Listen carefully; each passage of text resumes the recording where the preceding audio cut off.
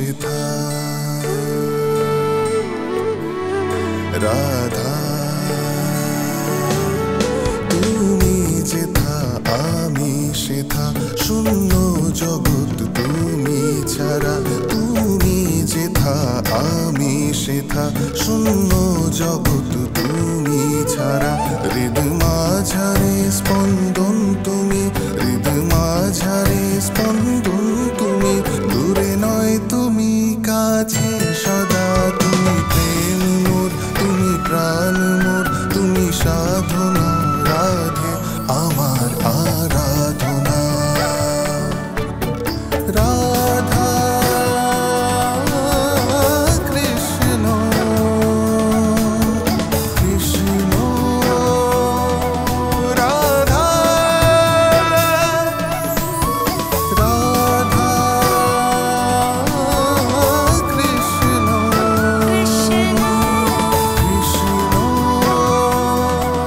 রাধা আমার তরে প্রেম করে জগতে এটা এটা আমি এখন কার চিত্র দেখলাম?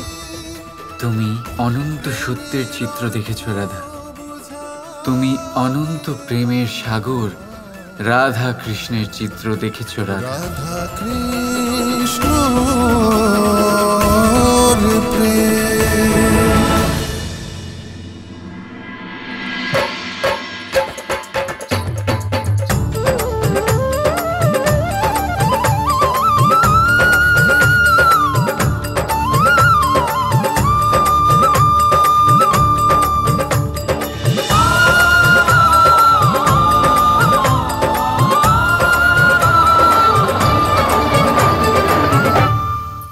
রাধা,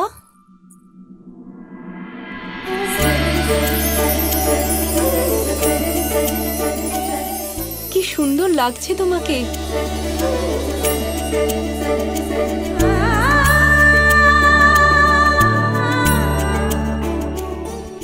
আমারই নজর না লেগে যায়।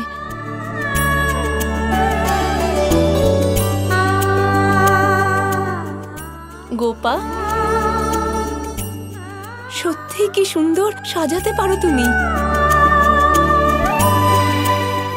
আমার রাধার রূপ এত অসাধারণ তো আগে কখনো লাগেনি।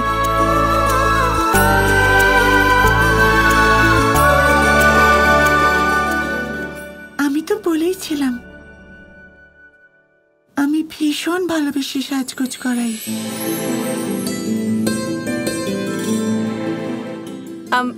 আমি নিচে গিয়ে তিলকৃতির বাকি প্রস্তুতি করছি, তোমরা দুজনে বসে গল্প করো।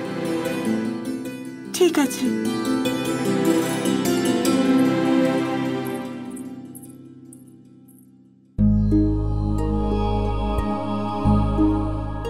এমনিতে তুমি এত ভালো সাজগোজ করা শিখলে কোথা থেকে?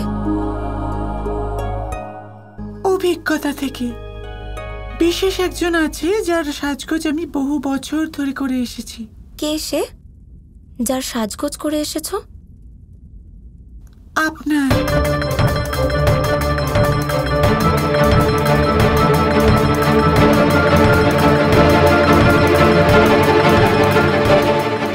কি? আপনি তো কথা শেষ করতেই দেন না। আপনি প্রথম থেকেই কি কি করতে থাকেন, আগে আমার পুরো কথাটা তো শুনে নিন। আমার বলার মানে হচ্ছে যে আপনার মতোই আমার এক সুন্দর সখী আছে, আমি যত্ন করে ওর সাজগোজ করি। এবারে যদি আপনি কিছু মনে না করেন আপনাকে একটা কথা বলবো। দেখুন, সাজের 16 কলা তো পূর্ণ হয়েছে, কিন্তু এখনো একটা সাজ বাকি রয়ে গেছে।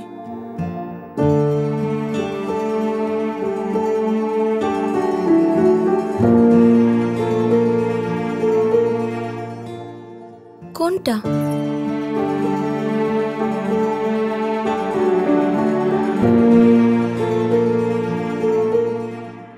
হাসি। হাসি হলো নারীর সবচেয়ে বড় অলংকার রাধা দেবী। আসলে আমি বলতে চাইছি যে আপনার মা কত খুশি, তাই না? আর যদি আপনি এত উদাস হয়ে নিচে যান তাহলে ওনার একটুও ভালো লাগবে না। ঠিক আছে, এবারে ঠিক আছে? ওমা গো, ওটা কি? এত মিথ্যে হাসি! ক্ষমা করবেন, আপনি এই মিথ্যে হাসি দিয়ে বাকি সকলকেই বোকা বানাতে পারেন, কিন্তু আমাকে নয়।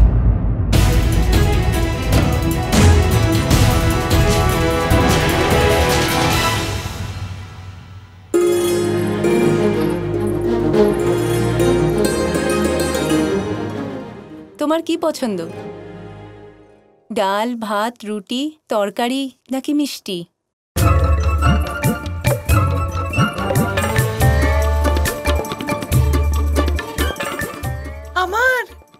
আমার তো সব কিছু পছন্দ, যা পাই তাই, সবকিছু। ঠিক আছে, তুমি নতুন তো, তাই আজ তোমাকে সবচেয়ে সরল রান্না বানানোর দায়িত্ব দিচ্ছি। বানাতে? আমি তো ভাবলাম খাওয়ার কথা হচ্ছে। তাহলে ঠিক আছে, আজ তুমি খালি তরকারিটাই বানাও, সবচেয়ে সহজ রান্না। ঠিক আছে তো? হ্যাঁ, যেমনটা আপনি বলবেন। সবজিগুলো নিয়ে এসো।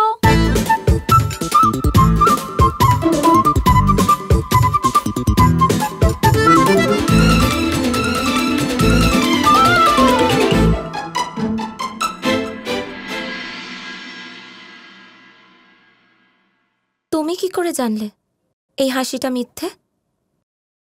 কারণ হাসি তো অন্তরের প্রসন্নতার প্রতিচ্ছবি হয় রাধা দেবী। আর আপনার মুখে এরকম হাসি না থাকাটা, ক্ষমা করবেন কিন্তু এটাই বলতে চাইছে যে আপনি এই বিবাহতে খুশি হননি। নিশ্চয়ই আপনার হৃদয়ে আঘাত পেয়েছে। আপনি নিশ্চয়ই কাউকে ভালোবেসেছেন, আর সে আপনার সাথে ভালোবাসার বদলে প্রতারণা করেছে। এরমই কিছু হয়েছে, তাই না?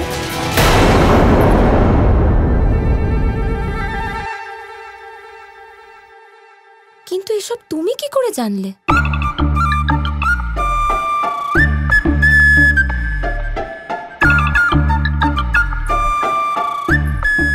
আসলে বিষয়টা হচ্ছে রাধা দেবী, এই মুখের সাজগোজ করাতে করাতে মুখের ভাষা বোঝার ক্ষমতাও এসে গেছে আমার। আচ্ছা, ঠিক আছে, এক্ষুনি আপনার মুখ থেকে আপনাকে বলছি।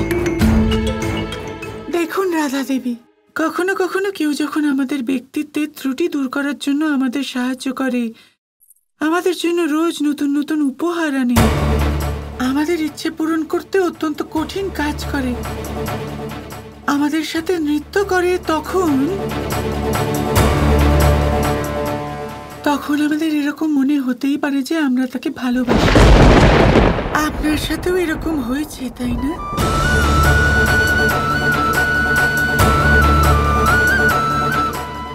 হে নারায়ণ, এই মুখ দেখে এত কিছু জেনে গেলে? শুধু তাই নয়, আমি তো আরো একটা কথা জানতে পেরেছি। কি?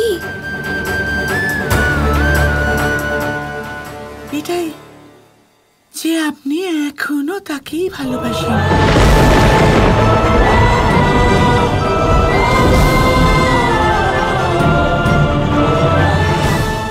একদমই না, তুমি ভুল জেনেছ। কোনো ভালোবাসা নেই, আমি ওকে শুধু ঘৃণা করি। ঠিক আছে, আমি তাহলে নিশ্চয়ই কিছু ভুল দেখেছি হয়তো, কারণ যা কিছুক্ষণেই পাল্টে যায় তা তো ভালোবাসা হতেই পারে না, তা তো নিশ্চয়ই অন্য কিছু হবে। কারণ প্রেমে তো ক্রোধের কোনো স্থানই নেই। রাধা কৃষ্ণ কৃষ্ণ কৃষ্ণ কৃষ্ণ